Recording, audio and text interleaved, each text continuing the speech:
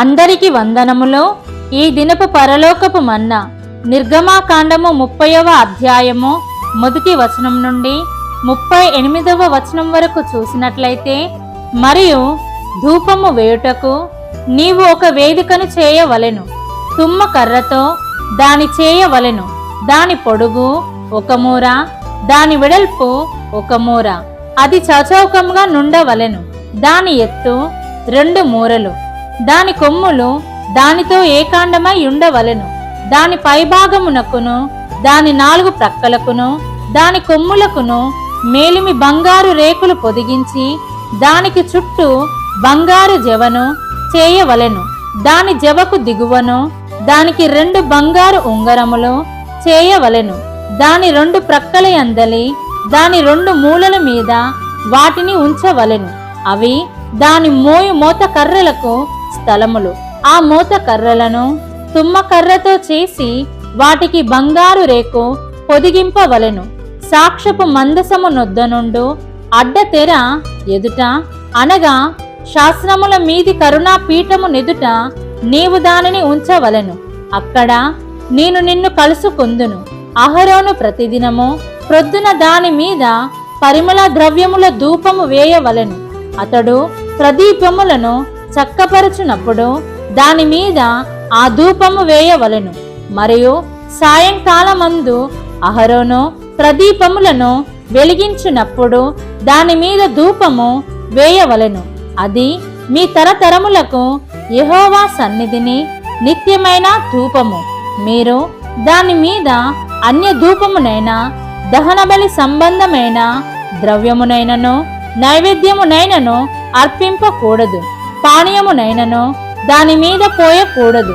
మరియు అహరోను సంవత్సరమునకొకసారి ప్రాయశ్చిత్తార్థమైన పాప పరిహారార్థ బలి రక్తము వలన దాని కొమ్ముల నిమిత్తము ప్రాయశ్చిత్తము చేయవలెను. మీ తరతరములకు సంవత్సరమునకు ఒకసారి అతడు దాని నిమిత్తము ప్రాయశ్చిత్తము చేయవలెను. అది యెహోవాకు అతి పరిశుద్ధమైనది. మరియు యెహోవా మోషేతో ఇట్లనెను, నీవు ఇశ్రాయేలీయులను లెక్కింపవలెను. వారు లెక్కింపబడు వేలకు ప్రతి వాడు యెహోవాకు తన ప్రాణ పరిక్రయ ధనము నిచ్చుకొనవలెను. అలాగు చేసిన ఎడల నీవు వారిని లెక్కించునప్పుడు వారిలో ఏ తెగులును పుట్టదు. వారు ఇయ్యవలసినది ఏమనగా, లెక్కింపబడిన వారిలో చేరు ప్రతి వాడును పరిశుద్ధ స్థలము యొక్క తులమును బట్టి 1/2 తులము ఇయ్యవలెను. ఆ తులము 20 చిన్నములు. ఆ 1/2 తులము యెహోవాకు ప్రతిష్టార్పణ. 20 సంవత్సరములు గాని అంతకంటే ఎక్కువ వయస్సు గాని గలవారై లెక్కింపబడిన వారిలో చేరు ప్రతివాడును యెహోవాకు అర్పణనీయవలెను. అది మీ ప్రాణములకు పరిక్రయ ధనముగా నుండునట్లు యెహోవాకు అర్పణ ఇచ్చినప్పుడు ధనవంతుడు 1/2 తులము కంటే ఎక్కువ ఇయ్యకూడదు, బీదవాడు తక్కువ ఇయ్యకూడదు. నీవు ఇశ్రాయేలీయుల యుద్ధ నుండి ప్రాయశ్చిత్తార్థమైన వెండి తీసుకుని ప్రత్యక్షపు గుడారము యొక్క సేవా నిమిత్తము దాని నియమింపవలెను. మీకు ప్రాయశ్చిత్తము కలుగునట్లు అది యెహోవా సన్నిధిని ఇశ్రాయేలీయులకు జ్ఞాపకార్థముగా నుండును. మరియు యెహోవా మోషేతో ఇట్లనెను, కడుగు కొనుటకు నీవు ఇత్తడితో దానికొక గంగాలమును ఇత్తడి పీటను చేసి ప్రత్యక్షపు గుడారమునకు బలిపీఠమునకు నడుమ దానిని ఉంచి నీళ్లతో నింపవలెను.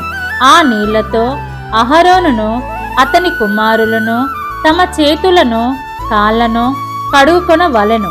వారు ప్రత్యక్షపు గుడారములోనికి వెళ్ళునప్పుడును సేవ చేసి యెహోవాకు హోమ ధూపము నర్పించుటకు బలిపీఠము నొద్దకు వచ్చునప్పుడును తాము చావకయుండునట్లు నీళ్లతో కడుగుకొనవలెను.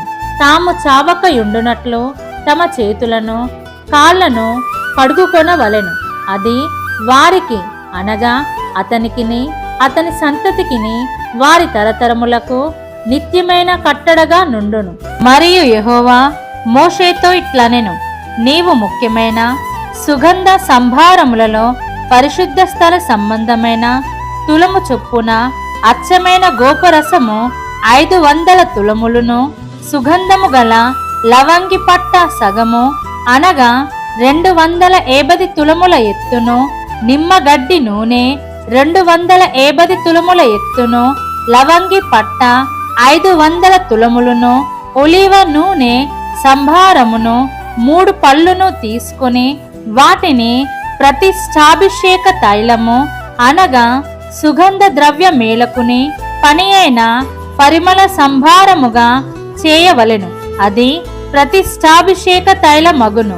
ఆ తైలముతో నీవు సాక్ష్యపు గుడారమును, సాక్ష్యపు మందసమును, బల్లను, దాని ఉపకరణములన్నిటినీ, దీపవృక్షమును, దాని ఉపకరణములను, ధూప వేదికను, దహన బలి పీఠమును, దాని ఉపకరణములన్నిటినీ, గంగాళమును, దాని పీటను అభిషేకించి అవి అతి పరిశుద్ధమైనవిగా ఉండునట్లు వాటిని ప్రతిష్ఠింపవలెను. వాటిని తగులు ప్రతి వస్తువు ప్రతిష్ఠిత మగును. మరియు అహరోనును అతని కుమారులను నాకు యాజకులై ఉండునట్లు నీవు వారిని అభిషేకించి ప్రతిష్ఠింపవలెను. మరియు నీవు ఇశ్రాయేలీయులతో ఇది మీ తరతరములకు నాకు ప్రతిష్ఠాభిషేక తైలమై ఉండవలెను. దానిని నర శరీరము మీద పోయకూడదు. దాని మేలనము చొప్పున దాని వంటి దేనినైనను చేయకూడదు. అది ప్రతిష్ఠితమైనది. అది మీకు ప్రతిష్ఠితమైనదిగా నుండవలెను.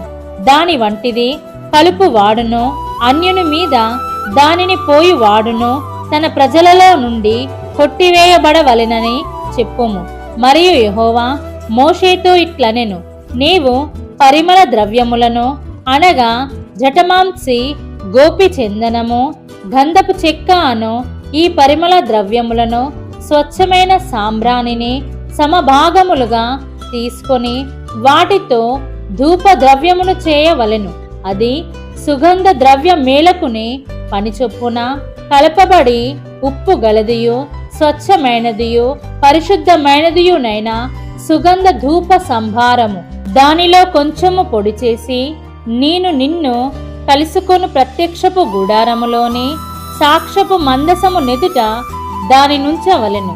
అది మీకు అతి పరిశుద్ధముగా ఉండవలెను. నీవు చేయవలసిన ఆ ధూప ద్రవ్యమును దాని మేలనం చొప్పున మీ నిమిత్తము మీరు చేసుకొనకూడదు. అది యెహోవాకు ప్రతిష్ఠితమైనదిగా ఎంచవలెను.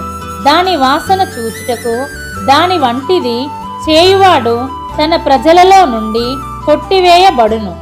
దీన్ని మనం అర్థము చేసుకున్నట్లయితే ధూపము అనేది ప్రార్థనకు గుర్తు. ధూప వేదిక యేసు క్రీస్తుకు సాదృశ్యము. అన్య ధూపము వేయకూడదు అనగా మన ప్రార్థన అన్యుల వలె చేయకూడదు. ధూపము దేవుని నియమము ప్రకారము చేయాలనే మాటను గమనిస్తే క్రీస్తునందే ప్రార్థన అర్థవంతమౌను అనే దానికి సాదృశ్యము.